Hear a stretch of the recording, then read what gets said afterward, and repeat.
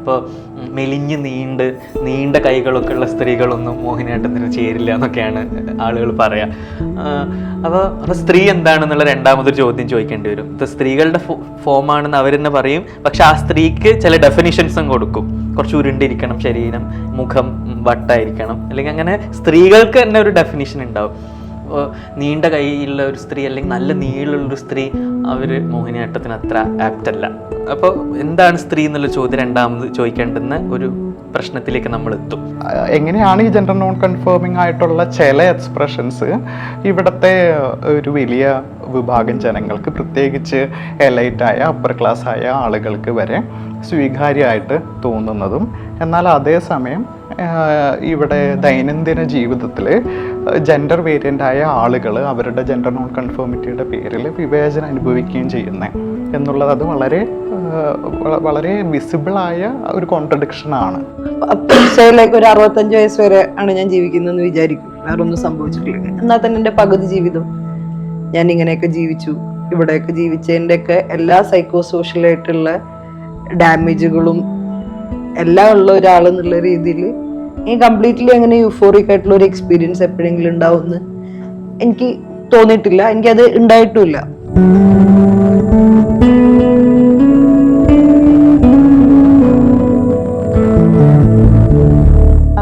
Non binary artist എന്ന നിലയ്ക്ക് എന്തൊക്കെയായിരുന്നു അമിത്തിൻ്റെ സ്ട്രഗിൾ? പ്രത്യേകിച്ച് ഡാൻസ് പോലെ എക്സ്പ്രഷൻസും അതുപോലെ ഒരു ജെൻഡേർഡ് ആയിട്ടുള്ളൊരു സ്ഥലത്തും കൂടെ ആണല്ലോ ഡാൻസ് എന്ന് പറയുന്ന ഒരു ആർട്ട് നിൽക്കുന്നത്. അപ്പോൾ എങ്ങനെയാണ് അമിത്തിൻ്റെ എക്സ്പീരിയൻസ് അവിടുത്തെ? കുറച്ച് രസകരമാണ് എൻ്റെ ഒരു എക്സ്പീരിയൻസ് എന്ന് പറയുന്നത്. ഇപ്പോൾ ഞാൻ ചെയ്തുകൊണ്ടിരിക്കുന്നത് കാലങ്ങളായിട്ടൊരു ഫീമെയിൽ ഡാൻസ് ഫോമിന്ന് ഐഡൻറ്റിഫൈ ചെയ്യുന്ന മോഹിനിയാട്ടം പോലൊരു ഡാൻസ് ഫോമാണ്. അപ്പോൾ അതിൻ്റെ ഡെഫിനിഷനൊക്കെ ഭയങ്കര ഫെമിനൈനായിട്ടുള്ള ബോഡി, അവരുടെ ഫീമെയിൽ എക്സ്പ്രഷൻസ്, അല്ലെങ്കിൽ കേരളത്തിൻ്റെ തന്നെ ഈ ഫെമിനൈറ്റിനോട് അസോസിയേറ്റ് ചെയ്ത് പറയാൻ പറ്റുന്ന നെൽപ്പാടത്തിൻ്റെ ചലനങ്ങൾ, അല്ലെങ്കിൽ തെങ്ങോലകളുടെ ചലനങ്ങൾ, അല്ല അതുപോലെ ലാസ്യം എന്ന പോലെയുള്ള കൺസെപ്റ്റുകൾ, ഇങ്ങനെ വളരെ റിജിഡായി ഫീമെയിൽ ബോഡീനെ പ്രീ ഡിഫൈൻ ചെയ്ത് വച്ചിട്ടുള്ള ചില സാധനങ്ങളിലേക്ക് കണക്ട് ചെയ്യാൻ പറ്റുന്ന ഒരു ഫോമായിട്ടാണ് മോഹിനിയാട്ടം ഡിഫൈൻ ചെയ്ത് വെച്ചിരിക്കുന്നത്. അതുപോലൊരു ഫോമിലേക്ക് കടക്കുമ്പോൾ സ്വാഭാവികമായിട്ടും കുറേ ചോദ്യങ്ങൾ ഉണ്ടാവും. അപ്പോൾ ആദ്യം ചോദിക്കുന്ന ചില ചോദ്യം, എന്തുകൊണ്ട് മോഹിനിയാട്ടം? അങ്ങനെ ഒരു ചോദ്യം പൊതുവേ വരാറുണ്ട്. എന്തുകൊണ്ട് ഇപ്പോൾ ഭരതനാട്യം പോലൊരു ഫോം ചെയ്യുന്നില്ല, എന്തുകൊണ്ട് മോഹിനിയാട്ടം ചെയ്യുന്നു എന്നൊക്കെ വിചാരിക്കണം. അപ്പോൾ അവർ വിചാരിക്കുന്നത് ഭരതനാട്യം വളരെ മാസ്കുലിനാണെന്നും മോഹിനിയാട്ടം വളരെ ഗ്രേസ്ഫുള്ളാണെന്നും അത് സ്ത്രീകൾക്ക് ചെയ്യാൻ പറ്റുന്നു, മറ്റേതിൽ കുറച്ച് ലീനിയറിറ്റി ഉണ്ട്, ഇതിലങ്ങനെയല്ല, ഇതിൻ്റെ ചലനങ്ങളൊക്കെ വളരെ വർത്തുളാണ്, സർക്കുലറാണ്. അപ്പോൾ അതിനൊരു സർക്കുലാരിറ്റി, അതിൻ്റെ ഒരു ഫെമിനൻ നേച്ചർ ഇതുമായിട്ട് കണക്റ്റഡ് ആണ് എന്നൊക്കെ വളരെ എന്താ പറയുക പ്രീ ഡിഫൈൻഡ് ആയിട്ട് ഫെമിനിറ്റീനെ ഫീമെയിലിനെ ഡിഫൈൻ ചെയ്ത് വെച്ചിട്ട് അതിനോട് അസോസിയേറ്റ് ചെയ്യുന്നൊരു ഫോമാണ് മോഹിനിയാട്ടം. പ്രത്യേകിച്ചൊരു പോസ്റ്റ് ഇൻഡിപെൻഡൻറ്റ് എറയിൽ മോഹിനിയാട്ടം ഡിഫൈൻ ചെയ്യുന്നത് തന്നെ അങ്ങനെയാണ്. ഒരു സ്ത്രീകളുടെ കല, സ്ത്രീകൾ ചെയ്തു വന്നിരുന്ന കല കേരളത്തിലെ ഒരു 30കൾക്ക് ശേഷം ഒരു എലീറ്റ് സ്ത്രീയുടെ മാതൃകയിൽ തന്നെ ഡിഫൈൻ ചെയ്തു വരുന്ന ഒരു സ്ത്രീകൾ. അതിൽ തന്നെ എല്ലാ സ്ത്രീകളും തന്നെ പെടൂല എന്നുള്ളതാണ് വേറൊരു കോൺട്രഡിക്ഷൻ. ഇപ്പോൾ മെലിഞ്ഞ് നീണ്ട കൈകളൊക്കെ ഉള്ള സ്ത്രീകളൊന്നും മോഹിനിയാട്ടത്തിന് ചേരില്ല എന്നൊക്കെയാണ് ആളുകൾ പറയുക. അപ്പോൾ സ്ത്രീ എന്താണെന്നുള്ള രണ്ടാമതൊരു ചോദ്യം ചോദിക്കേണ്ടി വരും. ഇത് സ്ത്രീകളുടെ ഫോമാണെന്ന് അവർ തന്നെ പറയും, പക്ഷെ ആ സ്ത്രീക്ക് ചില ഡെഫിനിഷൻസും കൊടുക്കും. കുറച്ച് ഉരുണ്ടിരിക്കണം ശരീരം, മുഖം വട്ടായിരിക്കണം, അല്ലെങ്കിൽ അങ്ങനെ സ്ത്രീകൾക്ക് തന്നെ ഒരു ഡെഫിനിഷൻ ഉണ്ടാവും. അപ്പോൾ നീണ്ട കൈയുള്ള ഒരു സ്ത്രീ അല്ലെങ്കിൽ നല്ല നീളമുള്ളൊരു സ്ത്രീ അവർ മോഹിനിയാട്ടത്തിന് അത്ര ആപ്റ്റല്ല. അപ്പോൾ എന്താണ് സ്ത്രീ എന്നുള്ള ചോദ്യം രണ്ടാമത് ചോദിക്കേണ്ടുന്ന ഒരു പ്രശ്നത്തിലേക്ക് നമ്മൾ എത്തും. കാരണം ഈ സ്ത്രീയെക്കുറിച്ചിട്ടുള്ള ഒരു പോസ്റ്റ് ഇൻഡിപെൻഡൻറ്റ് ഒരു മോഡേൺ വിമനെ കുറിച്ചിട്ടുള്ള ഒരു ഐഡിയോളജി വെച്ചിട്ടാണ് അവർ ആർട്ടിനെയും ഡിഫൈൻ ചെയ്യുന്നത്. അതുപോലൊരു ഡാൻസ് ഫോമിനകത്തേക്ക് കടക്കുന്ന സമയത്ത് പല സംശയങ്ങളാണ്. ഇപ്പോൾ എന്ത് ഡ്രസ്സ് ഇടും, എന്ത് മേക്കപ്പ് ഇടും, എന്ത് ഓർണമെൻറ്റ്സ് ഇടും, അല്ലെങ്കിൽ ഈ ഫോമിനകത്തുള്ള ഫീമെയിൽ ക്യാരക്ടേഴ്സിനെ എങ്ങനെ പോർട്രേ ചെയ്യും സ്റ്റേജിൽ, ഇങ്ങനെ ധാരാളം ചോദ്യങ്ങൾ. പിന്നെ പല സജഷൻസും വരും. ചിലർ എൻ്റെ അടുത്ത് പറയും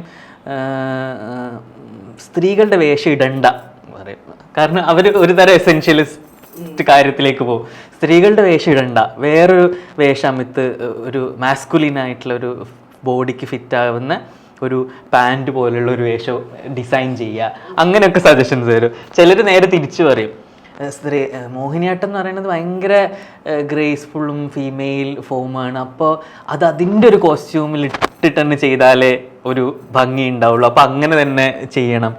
ചിലർ നേരെ തിരിച്ചും പറയും ആൺകുട്ടികൾ അങ്ങനെയൊന്നും ചെയ്യാൻ പാടില്ല, ആൺകുട്ടികൾക്ക് ഉണ്ട് മോഹിനിയാട്ടം വേറെ തന്നെ ഉണ്ടാക്കണം. അപ്പോൾ എന്തോ ഒരു മെയിൽ മോഹിനിയാട്ടം എന്ന് പറയണ ഒരു പുതിയ എന്താ പറയുക ഒരു സ്റ്റേജിലേക്ക് എത്തും നമ്മൾ. ഇപ്പം നടന്നുകൊണ്ടിരിക്കുന്ന ഒരു കാര്യം അതാണ്. ഒരു മെയിൽ മോഹിനിയാട്ടം എന്ന് പറയുന്ന ഒരു വേറൊരു എസെൻഷ്യൽ സാധനം. ഇതുവരെ ഉണ്ടായിരുന്ന ഒരു ഫീമെയിൽ മോഹിനിയാട്ടത്തിന് പകരം ഒരു മെയിൽ മോഹിനിയാട്ടം എന്ന് പറയുന്ന ഒരു എസെൻഷ്യൽ സാധനത്തിലേക്ക് ആളുകൾ എക്സ്പെക്റ്റ് ചെയ്യും.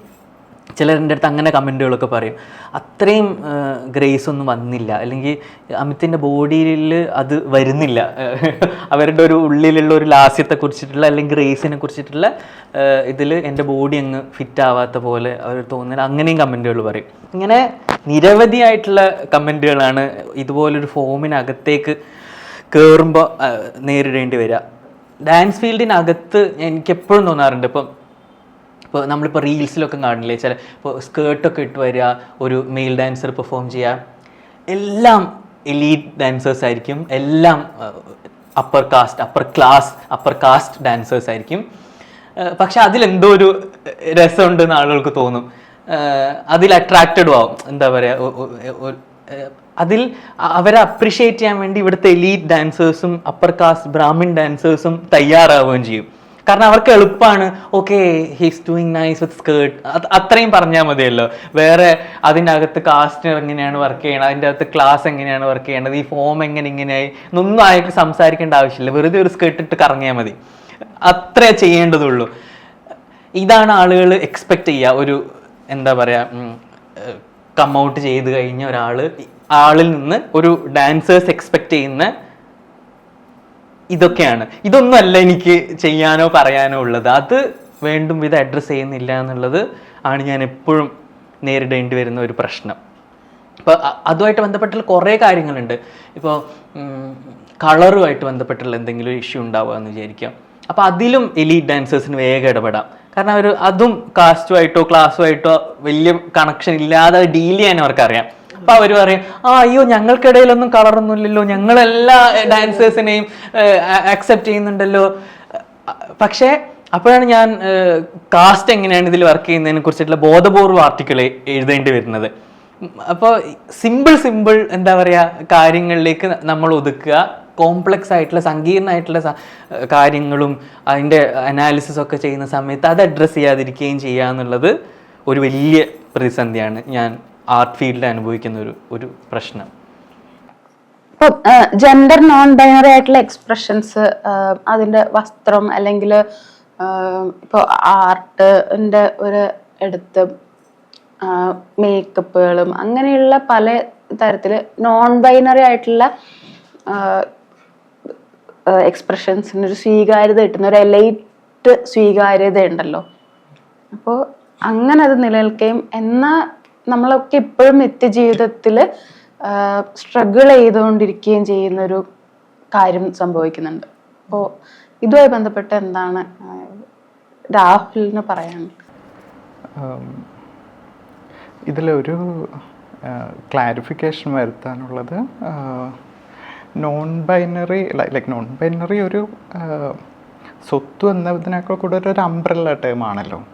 വ്യത്യസ്തങ്ങളായ ജെൻഡർ വേരിയൻ്റ് അനുഭവങ്ങളെ അല്ലെങ്കിൽ അനുഭവങ്ങളുള്ളവരെ കൂട്ടിച്ചേർത്ത് വിളിക്കുന്ന ഒരു അംബ്രല്ല ടേം. അതിനകത്ത് എനിക്ക് തോന്നുന്നില്ല നോൺ ബൈനറി എക്സ്പ്രഷൻസ് അല്ലെങ്കിൽ നോൺ ബൈനറി ക്യാരക്ടറിസ്റ്റിക്സ് എന്ന് ക്ലാസിഫൈ ചെയ്യാൻ കഴിയുമെന്ന് എനിക്ക് തോന്നുന്നില്ല. പക്ഷേ അതേസമയം ജെൻഡർ നോൺ കൺഫേമിങ് എക്സ്പ്രഷൻസ് എന്നത് കുറച്ചുകൂടി എന്നതിനെ സ്യൂട്ടബിളായ രീതിയിൽ നമുക്കതിനെ മനസ്സിലാക്കാം. പക്ഷേ എങ്ങനെയാണ് ഈ ജെൻഡർ നോൺ കൺഫേമിംഗ് ആയിട്ടുള്ള ചില എക്സ്പ്രഷൻസ് ഇവിടുത്തെ ഒരു വലിയ വിഭാഗം ജനങ്ങൾക്ക്, പ്രത്യേകിച്ച് എലൈറ്റായ അപ്പർ ക്ലാസ് ആയ ആളുകൾക്ക് വരെ സ്വീകാര്യമായിട്ട് തോന്നുന്നതും, എന്നാൽ അതേസമയം ഇവിടെ ദൈനംദിന ജീവിതത്തിൽ ജെൻഡർ വേരിയൻ്റായ ആളുകൾ അവരുടെ ജെൻഡർ നോൺ കൺഫേമിറ്റിയുടെ പേരിൽ വിവേചനം അനുഭവിക്കുകയും ചെയ്യുന്നത് എന്നുള്ളത് അത് വളരെ വളരെ വിസിബിളായ ഒരു കോൺട്രഡിക്ഷനാണ്. പറഞ്ഞതുപോലെ തന്നെ അതിൽ അമിത് സൂചിപ്പിച്ചതുപോലെ തന്നെ ക്ലാസും കാസ്റ്റും തന്നെയാണ് ഏറ്റവും സുപ്രധാനമായിട്ടുള്ള അതിലെ ഘടകം. ഈ ജെൻഡർ നോൺ കൺഫേമിറ്റി എന്ന് പറയുന്നത് അതൊരു ഒരു ഒരു ഒരു കൂട്ടം ജെൻഡർ എക്സ്പ്രഷൻസ് ആണല്ലോ. അതിൽ നമ്മളുടെ ശരീരത്തിൻ്റെ ചലനങ്ങൾ, ശരീരത്തിലെ ഇപ്പോൾ മീശ, താടി അല്ലെങ്കിൽ അതിൻ്റെ അഭാവം, പിന്നെ നമ്മൾ ശരീരത്തിൽ അണിയുന്ന ആഭരണങ്ങൾ, ഇങ്ങനെ കുറേ ചിഹ്നങ്ങളും അടയാളങ്ങളും കൂടി ചേരുന്നതാണല്ലോ എല്ലാ ജെൻഡർ എക്സ്പ്രഷനും, ഇൻക്ലൂഡിങ് ജെൻഡർ നോൺ കൺഫേമിറ്റി. അതിനെ നിർണ്ണയിക്കുന്നതിൽ നമ്മളുടെ സാമ്പത്തികാവസ്ഥയും സാമൂഹികാവസ്ഥയും ഒരു വലിയ പ്രാധാന്യമുള്ളൊരു റോള് വഹിക്കുന്നുണ്ട്. അതിനാൽ തന്നെ ഒരു താരതമ്യേന സമ്പന്നനായൊരു വ്യക്തിക്ക് അല്ലെങ്കിൽ വളരെ എളുപ്പത്തിൽ ഈ എലൈറ്റ് മനുഷ്യരുടേതായ ആഭരണങ്ങളിലേക്കും വസ്ത്രങ്ങളിലേക്കും അവരുടെ ചിഹ്നങ്ങളിലേക്കും ആക്സസ് ഉള്ളൊരു വ്യക്തിക്ക് അത് സ്വാംശീകരിച്ചുകൊണ്ട് സ്വന്തം ശരീരത്തിനെ ഒരു എലൈറ്റ് വർഗത്തിൻ്റെ അല്ലെങ്കിൽ ഇന്ത്യയിലെ സവർണ വർഗത്തിൻ്റെ ആ ലെയറിൻ്റെ പാർട്ടായിട്ട് നിലനിൽക്കാൻ കഴിയും. ഇതാണ് ഇവിടുത്തെ ഭൂരിപക്ഷം വരുന്ന ബഹുജൻ ദളിത് മനുഷ്യരെ സംബന്ധിച്ചിടത്തോളം അത്ര എളുപ്പത്തിൽ സാധ്യമല്ലാത്തൊരു കാര്യം. സാമ്പത്തികമായും സാംസ്കാരികമായിട്ടൊക്കെയുള്ള വിവേചനങ്ങൾ അല്ലെങ്കിൽ പിന്നോക്കാവസ്ഥ എന്ന് പറയുന്നത് ഈ തരത്തിലുള്ള റിസോഴ്സസിലേക്ക് കൂടിയുള്ള ആക്സസിനെ തടയിടുന്നൊരു കാര്യമാണ്. അവിടെ പ്രധാന പ്രശ്നം ഈ റിസോഴ്സസ് ഉണ്ടോ ഇല്ലയോ എന്നുള്ളതൊന്നുമല്ല. ഈ ചില റിസോഴ്സുകൾക്ക്, ചില ചിഹ്നങ്ങൾക്ക് ഈ പറഞ്ഞ ജാതിയും വർഗവും ഒക്കെ നല്ലത്, മഹത്തരമായത്, നീചമായത്, കളിയാക്കേണ്ടത് എന്നൊക്കെയുള്ള വ്യത്യസ്തങ്ങളായ അർത്ഥങ്ങളാണ് കൊടുക്കുന്നത്. അതുകൊണ്ടാണ് ഇപ്പോൾ നമ്മളിപ്പോൾ ട്രെയിനിലൊക്കെ യാത്ര ചെയ്യുമ്പോൾ അവിടെ ഭിക്ഷ എടുക്കുന്ന ഒരു ട്രാൻസ് അല്ലെങ്കിൽ ജെൻഡർ വേരിയൻ്റായ ഒരാളുടെ അപ്പിയറൻസ് അല്ലെങ്കിൽ ആളുടെ ഒരു പ്രസൻസിനെ ഒരു വലിയ വിഭാഗം മനുഷ്യർക്ക് അറപ്പുളവാക്കുന്നതോ ദേഷ്യം ഉണ്ടാക്കുന്നതോ നമുക്ക് ഒട്ടനവധി മീമുകളൊക്കെ കാണാമല്ലോ. ഇൻസ്റ്റാഗ്രാമിലൊക്കെ നോക്കിക്കഴിഞ്ഞാൽ അവരെ കളിയാക്കുന്നതും ഒക്കെ ആയിട്ടുള്ളത്. അപ്പോൾ ആ തരത്തിലുള്ള ഈ നമുക്ക് വളരെ എളുപ്പത്തിൽ തന്നെ ഈ പറഞ്ഞ അതിദരിദ്രമായ അവസ്ഥയിൽ നിന്ന് വരുന്നവരാണെന്ന് കാണുന്നവരെ അവരുടെ ഫെമിനിറ്റിയുടെ പേരിൽ അല്ലെങ്കിൽ അവരുടെ ജെൻഡർ നോൺ കൺഫേമിറ്റിയുടെ പേരിൽ അപമാനവീകരിക്കാനുള്ള ഒരു എളുപ്പം അല്ലെങ്കിൽ അതിനുള്ള ഒരു ജസ്റ്റിഫിക്കേഷൻ ഈ കാസ്റ്റ് ക്ലാസ് ഡിവൈഡ് ഒരുക്കി കൊടുക്കുന്നു എന്നുള്ളതാണ്. ശരീരം എൻ്റെ അകത്തൊരു ഘടകമാണ്. അതായത് ഇപ്പോൾ ഈ ഇപ്പോൾ ക്ലാസ് ഇമിറ്റേഷൻ കൊണ്ടോ അല്ലെങ്കിൽ ക്ലാസ് അപ്ലിഫ്റ്റ്മെൻറ്റ് കൊണ്ടോ കുറേ കാര്യങ്ങളൊക്കെ ആൾക്കാർക്ക് എന്താ പറയുക മറികടക്കാനൊക്കെ പറ്റിക്കഴിഞ്ഞാലും, ഇപ്പോൾ ഫോർ എക്സാമ്പിൾ എന്താ പറയുക ഇപ്പോൾ ആദില നൂറ ഒരു ബിഗ് ബോസിൽ പോകുന്നു. അതിൻ്റെ അകത്ത് കുറേ അധികം സമയം അവരതിൻ്റെ ഭാഗമായിട്ടുണ്ടാവുന്നു. ഫൈനലൊക്കെ വരെ ഉണ്ടായെന്ന് തോന്നുന്നു. അപ്പോൾ അതിൻ്റെ മുമ്പത്തെ വർഷങ്ങളിലും ട്രാൻസ് ശരീരം ഉള്ള മനുഷ്യർ, ട്രാൻസ് ആയിട്ടുള്ള മനുഷ്യർ അവിടെ പോയിട്ട് നമ്മൾ കണ്ടിട്ടുണ്ട്. അത് എങ്ങനെയാണ് അത് പ്ലേസ് ചെയ്യപ്പെടുന്നത്. ഇപ്പോൾ I M so happy for ഈ ആദില നൂറ ഇവരെ ചൊല്ലി നമ്മൾ സന്തോഷമുണ്ട് എനിക്ക്. കാരണം വേറൊരു തരം അക്സെപ്റ്റൻസ് ഒക്കെ ആണല്ലോ. അതിങ്ങനെ അപൂർവമായിട്ട് സംഭവിക്കുന്ന ഒരു കാര്യമാണെങ്കിൽ പോലും I am happy for them. പക്ഷെ ഞാൻ പറയാം, ഇപ്പോൾ അതിനു മുമ്പ് അതേ സ്പേസിൽ പോയിട്ടുള്ള ട്രാൻസ് ശരീരങ്ങൾ എങ്ങനെയാണ് ട്രീറ്റ് ചെയ്യപ്പെട്ടുള്ളത്. അതിൽ തന്നെ ഇപ്പോൾ അതിൽ നൂറേം പോകുന്ന സമയത്ത് അവർ സിസ് സ്ത്രീകളാണല്ലോ. അപ്പോൾ അതിൻ്റെ അകത്ത് മൊത്തത്തിൽ എങ്ങനെയാണ് സ്ത്രീ ശരീരങ്ങൾ ട്രീറ്റ് ചെയ്യപ്പെട്ടുള്ളത്,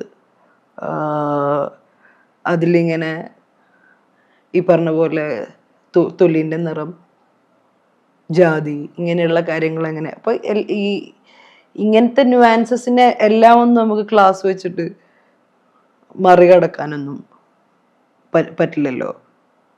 ഇപ്പോൾ അങ്ങനെ ഈ എന്താ പറയുക, എനിക്ക് തോന്നുന്നില്ല ഈ ചില ആളുകൾക്ക് കിട്ടുന്ന അക്സെപ്റ്റൻസും ചില ആളുകൾക്ക് കിട്ടാത്ത അക്സെപ്റ്റൻസും എന്ന് പറയുന്നത് ഇങ്ങനെ ഒരു വർഗയുക്തിയിൽ മാത്രം നിൽക്കുന്ന ഒരു കാര്യമല്ല. അതല്ലെങ്കിൽ മറ്റേ ജാതിൻ്റെ യുക്തിയിൽ മാത്രം നിൽക്കുന്ന സാധനമല്ല. ജാതി എന്ന് പറയുന്ന സമയത്ത് സത്യത്തിൽ ജാതി ശരീരത്തിലൂടെ ഒരു പരിധി വരെ കമ്മ്യൂണിക്കേറ്റ് ചെയ്യപ്പെടുന്ന ഒരു സംഗതിയും കൂടിയാണ്. ഇതിന്റെ കോംപ്ലക്സിറ്റിയിലാണ് അത്, എസ്പെഷ്യലി അത് ഒരു ട്രാൻസ് ബോഡിയിൽ വന്ന സമയത്ത് അത് കുറച്ചുകൂടി കോംപ്ലിക്കേറ്റഡ് ആവും, അത് കുറച്ചും കൂടി കോംപ്ലിക്കേറ്റഡ് ആവും, അങ്ങനെയൊക്കെ ഉണ്ടല്ലോ. അപ്പം അങ്ങനെ അതിൻ്റെ ഒരുപാട് ഇങ്ങനെ ഭയങ്കര ലെയറിലാണ് ഇത് കിടക്കുന്നത്. ഇപ്പം ഞാനിപ്പോൾ ഒരു ഒരു ഒരു ഒരു ക്ലാസ് പ്രിവിലേജ് ഒന്നും ഇല്ലാത്ത ഒരു ട്രാൻസ് വ്യക്തി എന്നുള്ള രീതിയിൽ, പക്ഷെ ഞാനിപ്പോൾ ആ പ്രിവിലേജ് ഉണ്ടാക്കാന്ന് വിചാരിക്കും. സേ ലൈക്ക് നെക്സ്റ്റ് 2 years ഞാൻ കുറച്ച് പൈസയൊക്കെ ഉണ്ടാക്കി. പക്ഷെ എന്നിരുന്നാൽ പോലും അങ്ങനൊരു സ്പേസിൽ ഈ ബോഡിയും വെച്ചിട്ട് ഞാൻ അങ്ങനെ ആയിരിക്കില്ല ട്രീറ്റ് ചെയ്യപ്പെടുക. അപ്പം ഞാൻ എത്ര മറ്റേ പ്ലീസിങ് ആയിട്ടുള്ള രീതിയിൽ, പൊതുബോധത്തിന് പ്ലീസിങ് ആയിട്ടുള്ള രീതിയിൽ സംസാരിക്കുക, ഇടപെടുക, എൻഗേജ് ചെയ്യുകയൊക്കെ ചെയ്താൽ പോലും എൻ്റെ ശരീരം വേറെ രീതിയിലാണ് എൻ്റെ അത് ട്രീറ്റ് ചെയ്യപ്പെടുക.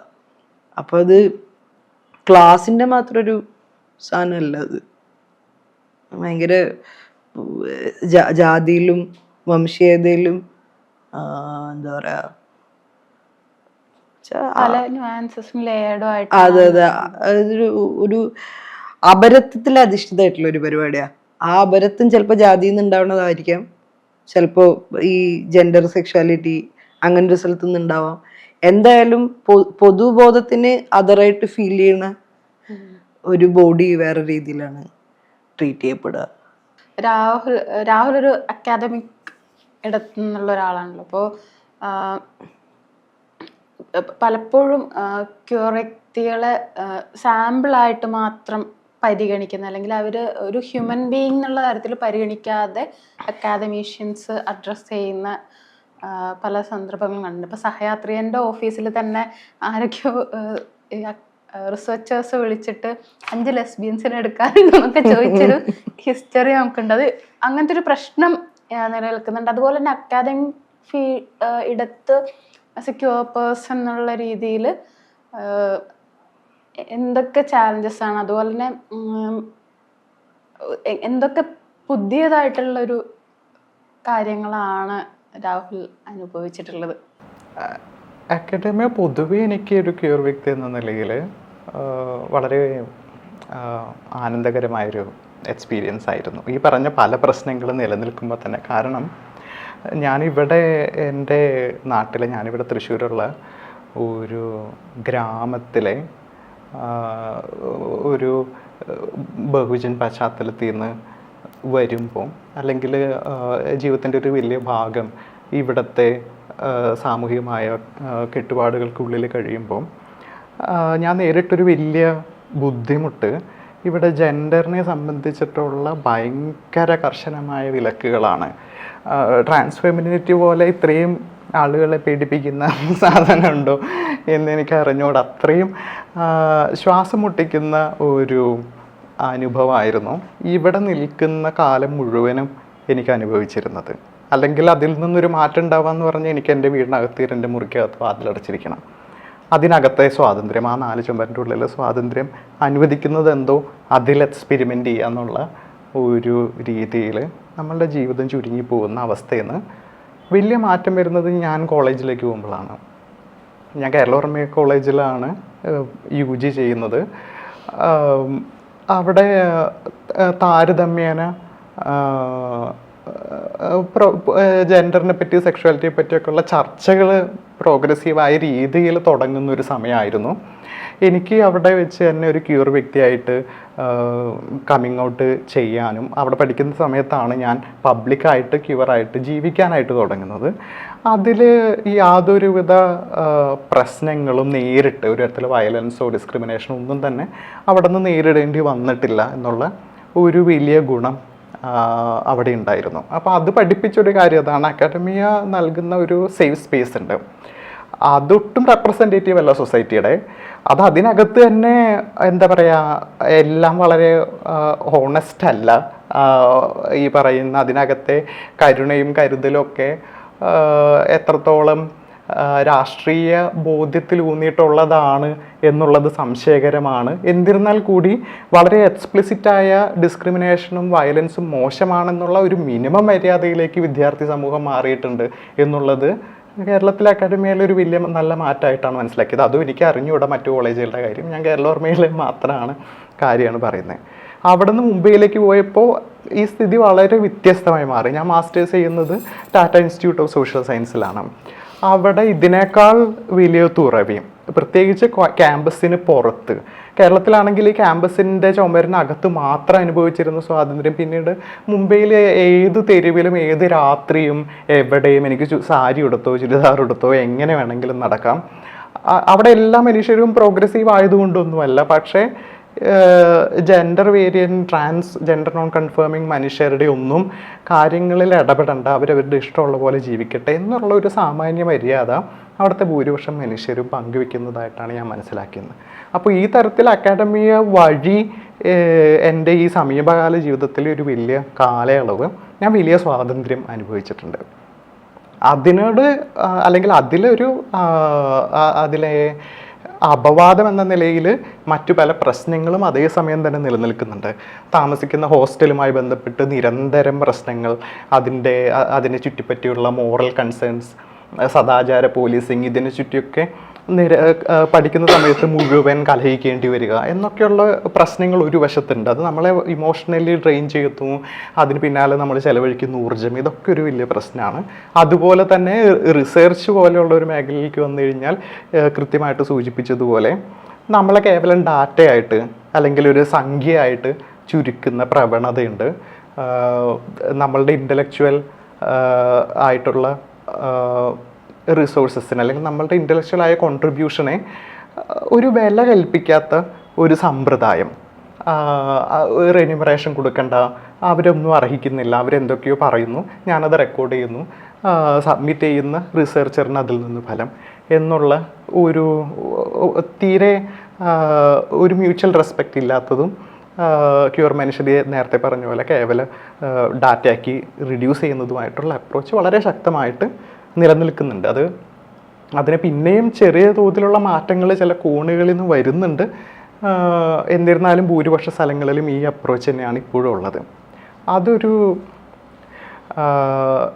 അതിൽ ചില ലിമിറ്റേഷൻസ് ഉണ്ട്. പ്രത്യേകിച്ച് BA മാസ്റ്റേഴ്സ് സ്റ്റുഡൻസിനെ പോലെയുള്ള യാതൊരു വിധത്തിലും യൂണിവേഴ്സിറ്റിയിൽ നിന്ന് ഫിനാൻഷ്യലായിട്ടുള്ള പിന്തുണ ലഭിക്കാത്തവർക്ക് അത്തരം സ്റ്റുഡൻസിന് മറ്റുള്ളവർക്ക് സാമ്പത്തികമായിട്ട് എന്തെങ്കിലും കൊടുക്കുക എന്ന് പറയുന്നത് വലിയ ഭാരിച്ച ബാധ്യതയാവും. അപ്പോൾ അങ്ങനെയൊരു സിറ്റുവേഷനിൽ എന്ത് ചെയ്യും ഈ എത്തിക്കൽ ഡിലാമേനെ മറികടക്കാൻ എന്നൊക്കെയുള്ള വളരെ വാലിഡായ ചോദ്യങ്ങളുണ്ട്.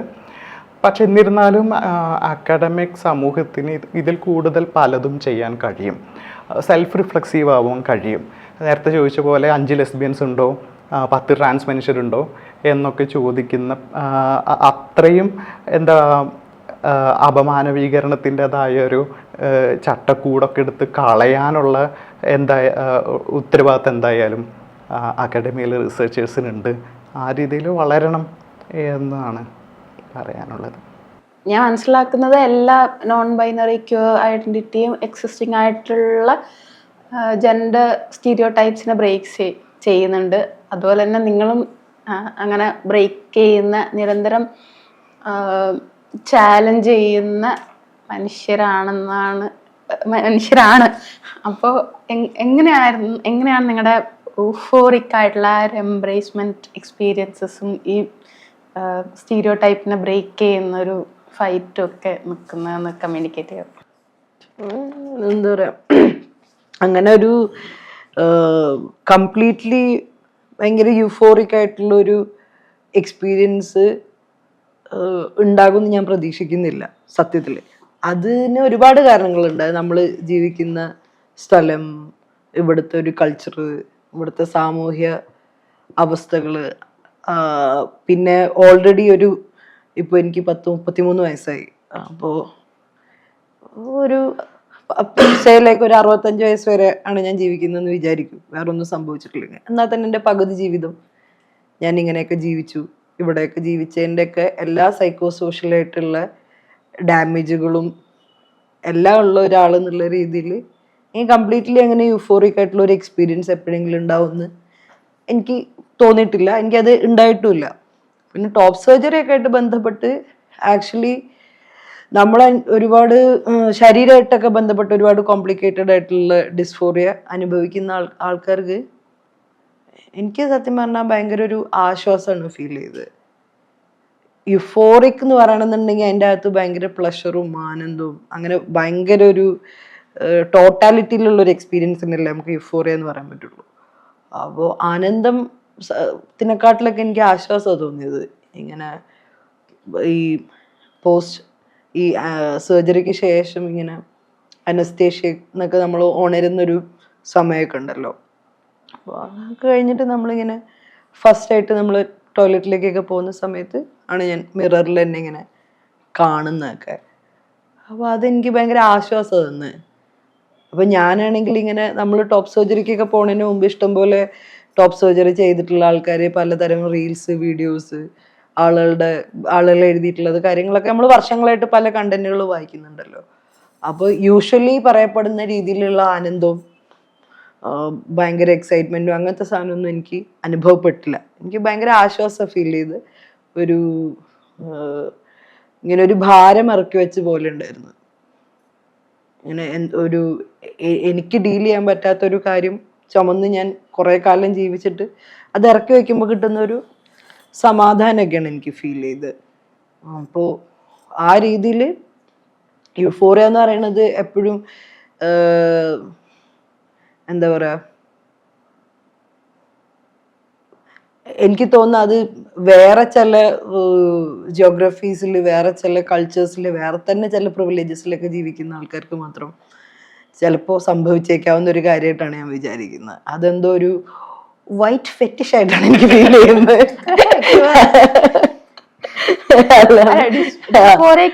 ഓപ്പോസിറ്റ് ആയിട്ട് കമ്മ്യൂണിറ്റി തന്നെ എംബ്രേസ് ചെയ്ത് വന്നിട്ടുള്ള ഒരു കാര്യമാണല്ലോ യൂഫോറിയ എന്ന് പറയുന്നത്. അതിനൊരു മനസ്സിലാക്കലില്ലേ? അല്ല, ഞാനത് എക്സ്പീരിയൻസ് ചെയ്തിട്ടില്ല എന്നാ പറയണേ. എനിക്ക് അങ്ങനെ ഒരു അതായത് ഒരു രീതിയിൽ ആലോചിച്ച് നോക്കുകയാണെങ്കിലേ, നമ്മളിപ്പോ നമ്മളായിട്ട് ഇരിക്കാൻ, നമ്മളാകുന്നതിൽ ഇപ്പോ ഈ നാട്ടിലെ എത്ര സിസ് ഹെട്രോസെക്ഷൽ ആണുങ്ങൾ അല്ലെങ്കിൽ സിസ് സ്ത്രീകൾ, ഇവരാരെങ്കിലും സിസ് സ്ത്രീയെ അതിൻ്റെ പുറത്തോ സിസ് പുരുഷനൊക്കെ അതിൻ്റെ അകത്ത് പ്രത്യേകമായിട്ട് എന്തെങ്കിലും എന്താ പറയാ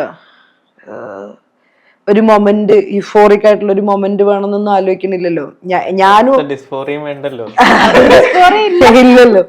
അപ്പൊ ഞാനിത് രണ്ടും ആഗ്രഹിക്കുന്നില്ല എന്നാ പറയുന്നത്. എനിക്ക് ഏറ്റവും എന്താ പറയാ സാധാരണമായിട്ട് ഒരു സവിശേഷത ഇല്ലാണ്ട് സ്വാസ്ഥ്യത്തിൽ കടന്നു പോകാൻ പറ്റുന്ന ഒരു മൊമെന്റ് ഉണ്ടാവുക എന്നുള്ള, അത് സംഭവിക്കുന്നതായിരിക്കും ചിലപ്പോ ഏറ്റവും യൂഫോറിക് ആയിട്ടുള്ള ഒരു കാര്യം. വേറൊരു ആനന്ദം ഇല്ല. എന്തിനാണ് വേറെ ആനന്ദം ആവശ്യമുള്ളവർ എടുക്കുക? പക്ഷെ ഞാൻ പറയണ ആനന്ദത്തിന് ഇപ്പോ ഞാൻ വീണ്ടും സ്റ്റേറ്റിന്റെ സ്ഥാനത്തിലേക്കൊക്കെ പോവാണ്. ഇപ്പം നമ്മൾ ഒരുപാട് കഷ്ടപ്പെട്ട് വേറൊരു ക്ലാസ് പ്രിവിലേജ് ഒന്നും ഇല്ലാത്ത ആൾക്കാർ എന്നുള്ള രീതിയിൽ പല രീതിയിൽ പൈസയൊക്കെ ആവശ്യമുള്ള കാര്യങ്ങളൊക്കെ ആണല്ലോ. ഇതൊക്കെ അറേഞ്ച് ചെയ്ത് ഇതിൻ്റെയൊക്കെ മുഴുവൻ സ്ട്രെസ് എടുത്തിട്ട് ഭയങ്കര സ്ട്രെസ്ഫുൾ ആയിട്ടാണ് ഇതിന് പോകുന്നത്. കഴിഞ്ഞിറങ്ങുന്നതും ഈ സ്ട്രെസ്സിലേക്ക് തന്നെയാണ്. ഇത് ഫുൾ ഡീൽ ചെയ്യണം, അങ്ങനെയുള്ള കാര്യങ്ങൾ. അപ്പോൾ സർക്കാർ ഇവിടെ മറ്റേ സർജറിക്ക് ഇത് കൊടുക്കുന്നുണ്ട്, പൈസ കൊടുക്കുന്നുണ്ട് എന്നൊക്കെ പറഞ്ഞ് നമ്മൾ ആ ബില്ലൊക്കെ കൊണ്ടുപോയിട്ട് അപ്ലൈ ചെയ്തിട്ട് അറൗണ്ട് ഒരു 10-11 മാസം വെയിറ്റ് ചെയ്തിട്ടാണ് എനിക്ക് റീഫണ്ട് കിട്ടുന്നത്. ആൾക്കാർ വിചാരിക്കുന്നത് സർജറിക്ക് പോകുന്ന സമയത്ത് നേരെ സർക്കാർ പൈസ കൊടുക്കും, അല്ലെങ്കിൽ ബില്ല് കൊടുത്ത പാടെ 1-2 മാസം കൊണ്ട് ഇത് പ്രോസസ്സ് ചെയ്തിട്ട് നമ്മൾ കയ്യിൽ തരുന്ന വിചാരിക്കുന്നത്. അങ്ങനെയല്ല. അപ്പോൾ എനിക്ക് തന്നെ അത് ഒരുപാട് ബുദ്ധിമുട്ടുകൾ ഉണ്ടാക്കി. അതിങ്ങനെ കുറച്ച് അതിനെക്കുറിച്ചൊക്കെ ഇങ്ങനെ ചിന്തിച്ചിരിക്കുന്ന സമയത്താണ് വേറൊരു കോണ്ടെക്സ്റ്റിലൊരു ട്രാൻസ്മാൻ ആയിട്ടുള്ളൊരു യങ്സ്റ്റർ സൂയിസൈഡ് ചെയ്ത ഒരു ന്യൂസ് വരുന്നത്. ഒരുപാട് സാമ്പത്തിക പ്രയാസങ്ങളൊക്കെ ഉള്ള സ്ഥലത്തുനിന്ന്. ആ സമയത്ത് ഇങ്ങനെ ട്രാൻസ്മാസ്കുലിൻ ആയിട്ടുള്ള കുറേ ആൾക്കാരായിട്ട് ഞാൻ സംസാരിക്കുന്ന സമയത്ത് ഒരുപാട് ആൾക്കാർ കടമൊക്കെ മേടിച്ച് റോളൊക്കെ ചെയ്ത് ഈ ഡിസ്ഫോറിയ സഹിക്കാൻ പറ്റാഞ്ഞിട്ട് കടമല്ലേ പിന്നെയും വീട്ടാന്നൊക്കെ ഉള്ളൊരു ഇതില് പിന്നെ ഈ റീഫണ്ടും വരുമല്ലോ, സർക്കാർ തരുമല്ലോ എന്നുള്ള പ്രതീക്ഷയിലൊക്കെ അതിന് പോകുന്ന ആൾക്കാരൊക്കെ ഉണ്ട്. പോയിട്ട് തിരിച്ചു വന്നിട്ട് ഇതേപോലെ ഈ ബ്യൂറോക്രസിന്റെ ഡിലേ ആണോ എന്താണ് ഇപ്പൊ അതിന് പറയേണ്ടത് അറിഞ്ഞൂടാ. എന്തായാലും ഇത്രയും ഡിലേസ് ഒക്കെ ഇതിൻ്റെ അകത്ത് സംഭവിക്കുന്നുണ്ട്. അപ്പൊ ഈ മൊത്തം സ്ട്രെസ്ഫുൾ ആണ് പോക്കും വരവും. അതായത് 11 മാസമോ അല്ലെങ്കിൽ 6 മാസമൊക്കെ കഴിഞ്ഞിട്ട് റീഫണ്ട് കിട്ടുന്ന അതിൻ്റെ അകത്തൊരു വകുപ്പുണ്ട്. എന്താ സർജറി, പോസ്റ്റ് സർജറി പോഷകാഹാരം കഴിച്ച് വിശ്രമിക്കാൻ വേണ്ടിയിട്ട് 33,000 റുപ്യ എന്തോ ജില്ലാന് റുപ്യ സർക്കാർ തരുന്ന. അപ്പൊ ഇത്രയും മാസമൊക്കെ കഴിഞ്ഞിട്ട് ഈ റീഫണ്ടിന്റെ ഒരു വിവരമില്ലേ. അപ്പൊ ഞാൻ ഇവരെ വിളിച്ചിട്ട് അന്വേഷിക്കാം, അല്ല ഇനിയിപ്പൊ ഞാൻ 1 കൊല്ലം കഴിഞ്ഞിട്ടാണോ പോഷകാഹാരം കഴിഞ്ഞ് വിശ്രമിക്കേണ്ടത്. ഇതാണ് എന്റെ സീൻ. ഇതിന്റെ ഇടയിൽ നമുക്ക് എവിടുന്നാണ് യുഫോറിയക്ക് സ്കോപ്പ് എവിടെയാണ് ഇതിന്റെ അകത്ത്? ഇല്ല, വീട്ടുകാരുണ്ടാവില്ല, ഒട്ടുമിക്ക ആൾക്കാർക്കും വീട്ടുകാരുണ്ടാവില്ല. മറ്റേ ചിലപ്പോൾ നമ്മളെ ടേക്ക് കെയർ ചെയ്യാനൊക്കെ കമ്മ്യൂണിറ്റി സുഹൃത്തുക്കൾ മാത്രമൊക്കെയാണ് ഉണ്ടാവുക.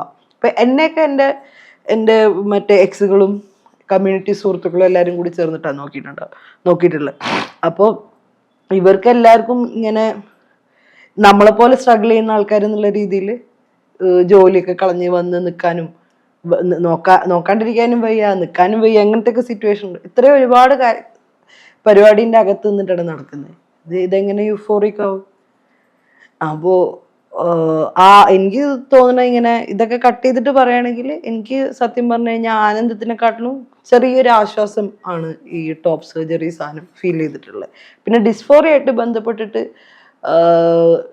ആളുകൾ റേസ് ചെയ്യുന്ന കൺസേൺസ്, ഡിസ്ഫോറിയ തന്നെ ഇപ്പൊ നമ്മളൊരു സ്കെയിലായിട്ട് എടുക്കുകയാണെങ്കിൽ 0 to 10 ഇതിൻ്റെ അകത്ത് പല റേഞ്ചിലാണ് പലരെ ഇത് ബാധിക്കുക. അതിന് ഒരുപാട് മറ്റേ ക്രോമസോമൽ സാധനം മുതൽ പല പല പല പല ഫാക്ടേഴ്സ് ഇതിനെ ഇൻഫ്ലുവൻസ് ചെയ്യും. അപ്പം നിങ്ങൾക്കിത് എന്താ പറയുക, ഒരു ശരിക്കും സത്യം പറഞ്ഞു കഴിഞ്ഞാൽ ഒരു ജീവൻ മരണ പ്രശ്നം പോലെ ആവുന്ന സമയത്ത്, അല്ലെങ്കിൽ അങ്ങനെ ആയിരിക്കുന്ന ആളുകൾ സർജറി ചെയ്യുക, അതല്ലെങ്കിൽ എന്താ പറയുക അത്രത്തോളം വേറെ ബുദ്ധിമുട്ടുകൾ അവരവരുടെ സ്വകാര്യ ജീവിതത്തിലോ പബ്ലിക് ജീവിതത്തിലോ ഒക്കെ ഡിസ്ഫോറിയ മൂലമൊക്കെ ഉണ്ടാവുന്നുള്ള ഒരു സിറ്റുവേഷനൊക്കെ വരുമ്പോഴാണ് ആളുകൾ സീരിയസ് ആയിട്ട് സർജറി അടക്കമുള്ള കാര്യങ്ങളെ കുറിച്ച് ചിന്തിക്കുന്നത്. അപ്പോൾ സർജറിക്ക് എതിരായിട്ട് ആൾക്കാർ പറയുന്ന കാര്യങ്ങളും സത്യത്തിൽ നമ്മൾ കണക്കാക്കേണ്ടതില്ല. ഡിസ്ഫോറിയ തന്നെ ഈ സ്കെയിലിൽ എവിടെയാണെന്ന് മനസ്സിലാക്കാണ്ട് ചാടി കയറിയിട്ട് പോയിട്ട് മറ്റേ സർജറിയോ അല്ലെങ്കിൽ ഹോർമോൺ റീപ്ലേസ്മെന്റ് തെറാപ്പിയോ അങ്ങനെയും ചെയ്യേണ്ടതില്ല. അപ്പോൾ ഓരോരോ ഇൻഡിവിജ്വൽസും ശരീരവും മെന്റൽ അവസ്ഥയും ഒക്കെ ഭയങ്കര വ്യത്യാസമാണെന്ന് മനസ്സിലാക്കിയിട്ട് പ്രൊഫഷണലായിട്ടുള്ള സഹായം സീക്ക് ചെയ്ത് അറിവുള്ള ആളുകളായിട്ട് കൺസൾട്ട് ചെയ്തിട്ടൊക്കെ തീരുമാനിക്കേണ്ട ഒരു കാര്യമാണ്. അങ്ങനെയൊക്കെ. അപ്പൊ എനിക്ക് ഡിസ്ഫോറിയ കൂടുതലും എനിക്ക് ഡിസ്ഫോറിയ ഫീൽ ചെയ്തിട്ടുള്ള സ്ഥലം ഞാൻ പറഞ്ഞുതരാം. ഒരു വ്യക്തി ഒരു ടോട്ടാലിറ്റിയിലുള്ള ഒരാളാണല്ലോ, അയാളുടെ മനസ്സും ശരീരവും പേഴ്സണാലിറ്റിയും കുറെ കാര്യങ്ങളിലാണല്ലോ ഒരു വ്യക്തി കിടക്കുന്നത്. അപ്പൊ എൻ്റെ ശരീരം ഭയങ്കര, ഇപ്പൊ ടോപ്പ് സർജറിക്ക് മുമ്പാണെങ്കിലും എൻ്റെ ശരീരഭാഷ ഭയങ്കര മാസ്കുലിൻ ആയതുകൊണ്ട് ആളുകൾ ഇങ്ങനെ വളരെ പെട്ടെന്ന് തന്നെ ഒരു പുരുഷനെ പോലെ ട്രീറ്റ് ചെയ്യും. പക്ഷെ എൻ്റെ ഒരു തോട്ട്സിൻ്റെയും എൻ്റെ ഒരു വൈകാരിക സ്ഥലം എന്നൊക്കെ പറയുന്നത് ഭയങ്കര ഫെമിനൈൻ ആയിട്ടുള്ള ഒരു സ്ഥലമാണ്.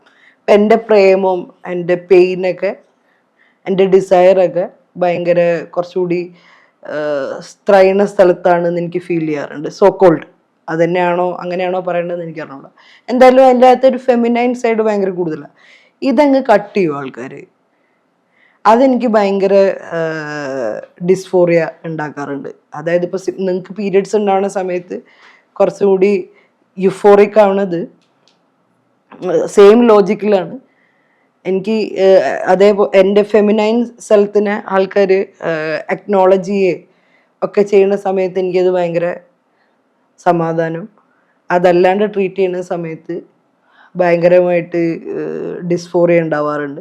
ആ ഡിസ്ഫോറിയ ഒരേ സമയം വ്യക്തിപരമായിട്ടുള്ള സാധനമാണ്, പക്ഷെ അതേസമയം അത് ഭയങ്കര പൊളിറ്റിക്കലുമാണെന്ന് ഞാൻ വിചാരിക്കുന്നത്.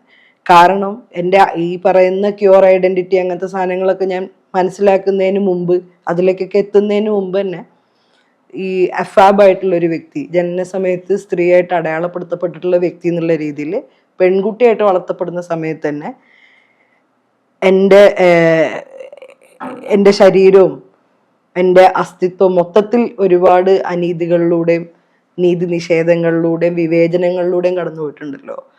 ആ സെൽഫിനെ മറക്കാനോ ഒഴിവാക്കാനോ അതില്ലാന്ന് ഭാവിക്കാനോ ഒന്നും, അതായത് നമ്മൾ പെൺകുട്ടി ആയിരുന്നൊരു സമയമുണ്ടല്ലോ, അതിന് ഒരു രീതിയിലും അത് എന്താ പറയാ, ഞാൻ അതിനെ നിരാകരിക്കുക, ഓർക്കാൻ ഇഷ്ടപ്പെടാണ്ടിരിക്കുക, അങ്ങനെയൊന്നുമില്ല. പല ട്രാൻസായിട്ടുള്ള ആൾക്കാരും പറയും അത് ഓർക്കാൻ ഇഷ്ടമല്ല, ആ സമയത്ത് ഫോട്ടോഗ്രാഫ്സ് കാണാൻ ഇഷ്ടമല്ല, അതാരും പറയുന്നത് ഇഷ്ടമല്ല, അങ്ങനത്തെ മെമ്മറീസ് പറയുന്നു. എനിക്ക് അങ്ങനത്തെ പ്രശ്നമൊന്നുമില്ല. കാരണം ഞാൻ ഒരു പെൺകുട്ടിയായിട്ടാണല്ലോ വളർത്തപ്പെട്ടിട്ടുള്ളത്.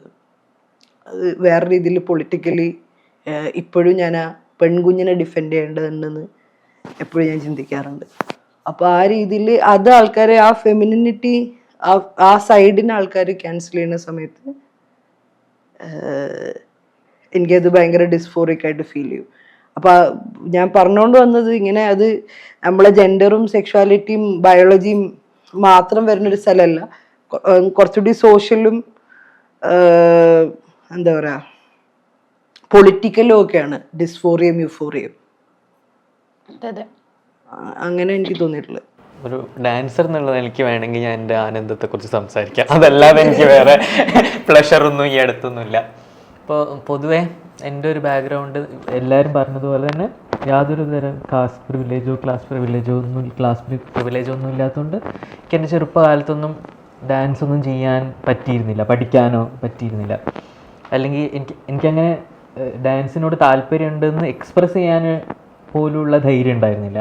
അപ്പോൾ പിന്നെ PhD ക്കൊക്കെ ജോയിൻ ചെയ്യുന്ന സമയത്ത്, ഫെലോഷിപ്പൊക്കെ നേടി സ്വന്തമായിട്ട് ഏൺ ചെയ്യുന്ന സമയത്തൊക്കെ ഞാൻ ഡാൻസ് പഠിക്കാൻ തുടങ്ങിയത്. അപ്പോൾ എനിക്ക് തോന്നിയത് ഇത്രയും കാലം ശരീരം തന്നെ മറന്നുപോയ ഒരു കാര്യത്തെ ശരീരം തന്നെ ഓർമ്മിക്കുകയാണെന്നുള്ള ഒരു അനുഭവമായിരുന്നു ആ സമയത്ത് എനിക്കുണ്ടായിരുന്നത്. കാരണം അത്രയും കാലം എനിക്ക് എൻ്റെ ശരീരം തന്നെ മൂവ് ചെയ്യാനോ ഡാൻസ് ചെയ്യാനോ ഒക്കെ മറന്നിരുന്നു. പിന്നെ എനിക്ക് ഡാൻസ് ചെയ്യാനൊക്കെ തുടങ്ങിയപ്പോൾ എനിക്ക് മനസ്സിലാവും ഇത്രയും കാലം എങ്ങനെ ഞാൻ ഡാൻസ് ചെയ്യാതിരുന്നു എന്നുള്ള അത്ഭുതമൊക്കെ വന്നു. ചെറുപ്പകാലത്തൊക്കെ എൻ്റെ ബോഡി ലാംഗ്വേജിനെ കുറിച്ച്, വോയിസിനെ കുറിച്ചൊക്കെ ഭയങ്കര പ്രശ്നങ്ങൾ വീട്ടിൽ എന്നും ഉണ്ടാവും. അപ്പോൾ എൻ്റെ വലിയച്ഛൻ്റെ ആൺമക്കളൊക്കെ വന്നിട്ട് എങ്ങനെ ഒരു മെയിലായിട്ട് ബിഹേവ് ചെയ്യാം എന്നൊക്കെ ക്ലാസ്സൊക്കെ എടുക്കും. ഇത് ഭയങ്കര പ്രശ്നമായിരുന്നു എന്നെ സംബന്ധിച്ച്, എൻ്റെ ബോഡി ലാംഗ്വേജ്, എൻ്റെ ശബ്ദം, പോസ്ചർ ഒക്കെ. അപ്പോൾ പിന്നെ ഞാൻ ഡാൻസ് ചെയ്യാൻ തുടങ്ങിയ സമയത്ത് ഞാൻ ഭയങ്കരമായിട്ട് എൻജോയ് ചെയ്ത ഒരു സന്ദർഭം എന്ന് പറയുന്നത് എൻ്റെ മൂവിങ് ഫ്ലോയി ആയിട്ടുള്ള ബോഡി, അതിൻ്റെ ആനന്ദം. സ്റ്റേജ് എനിക്ക് ഭയങ്കര ഇഷ്ടമുള്ളൊരു സ്ഥലമാണ്. എന്ന് വെച്ചാൽ ഒരു പെർഫോമർ എന്നുള്ള നിലയ്ക്ക് ഞാൻ ഭയങ്കര ആനന്ദം അനുഭവിക്കുന്ന ഒരാളാണ്. എനിക്ക് പെർഫോമറായി നിൽക്കുക എന്ന് പറയുന്നത്, ഇപ്പോൾ ഞാൻ ചിലപ്പോൾ മണിക്കൂറുകളോളം ഒരുങ്ങും, മേക്കപ്പ് ചെയ്യാൻ, മൈലാഞ്ചി ഇടാൻ, അല്ലെങ്കിൽ സാരി ഉടുക്കാൻ, സ്റ്റേജിലേക്ക് പ്രിപ്പറേഷൻ മുതൽ സ്റ്റേജ് എന്ന് പറയുന്ന ഒരു സ്ഥലം വരെ ഉള്ള സ്റ്റേജ് അനുഭവം എന്ന് പറയുന്നത് ഭയങ്കര ആനന്ദകരമാണ്. എൻ്റെ മൂവ്മെൻറ്റ് വളരെ ക്ലോസ് ആയ ആളുകൾ വാച്ച് ചെയ്യുന്നു. ഒരു കാലത്ത് ഭയങ്കര പ്രശ്നമായിരുന്ന മൂവ്മെൻറ്റ് വളരെ ക്ലോസ് ആയിട്ട് ആളുകൾ വാച്ച് ചെയ്യുന്നു.